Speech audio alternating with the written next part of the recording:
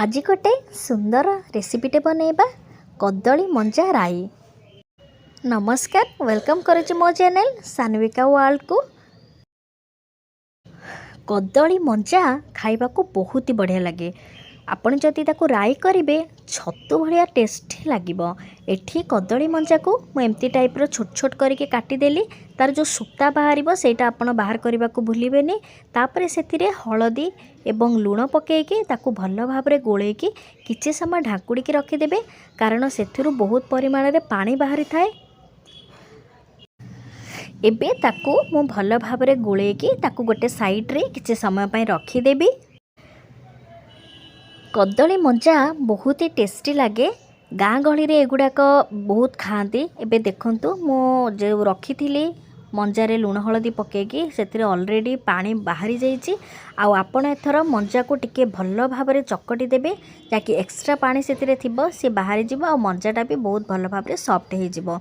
मुझे मंजा को भल भाव चुपुड़ी ताकू गोटे जगार रखी। एबे देखंतु मोर से केते पानी बाहरिला। राई बनवाई एठी मु मंजा सांगे पकेबी छोट छोट आलू काटिकी रखी, छोट गोटे पियाज काटिकी रखी एवं सोरिष बटा जो थी कि मु जीरा लंका रसुण टिके छोट अदाटे पकई ताकू ग्राइंडिंग करिछि। एबे गोटे करेई को गैस उपरे बसई ताकू गरम होला परे सेथिरे मु अल्प सोरिष तेल पकेबी।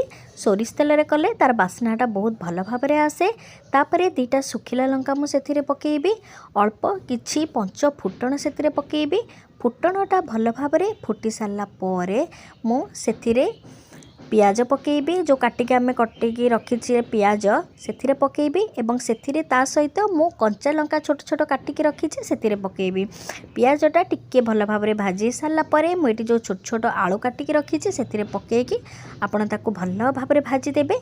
आलू मुताबक टिके स्वाद अनुसार आपण से टिके लुण पकेबे, तापरे ताकू भल भाव भाजी देबे।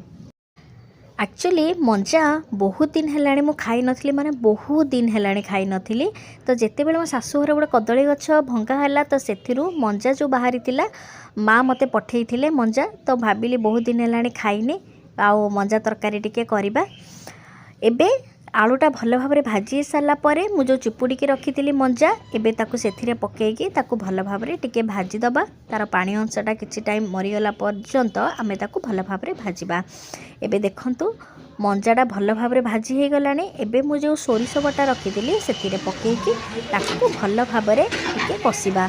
आपण जानिचंती सोरिष को बेसी भल भाव कषिले सेटा पिता हो जाए, तेणु बेसी समय ताकू कषिबानी।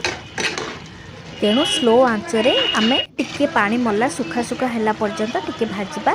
आ सेथिरे मु टिके लंका गुंड पकई देइछि एवं छोट खंडे आंबुल पकई देइछि। आपण चाहिले छोट छोट टमाटो पकई पारिबे, किंतु एठी मु आंबुल पकई देइछि। तो एबे देखंतु मो मंजारे पानी भल भाव मरी हो गलानी।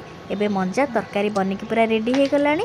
लास्ट को मु सेथिरे भजा लंका गुंड एवं जीरा गुंड पकई एबे गोटे गिना को बाहर करी गरम गरम भात किंबा रुटी सांगरे किंबा पखाल भात सांगरे गरम गरम खाइबा को बहुत ही बढ़िया लगे। तेबे आपण थरे मंजा तरकारी घरे ट्राई करके एमिति खांतु, देखिबे बहुत ही बढ़िया लागिबो। तो आज मोर रेसिपी केमती लागिला निश्चिंत जणाइबे।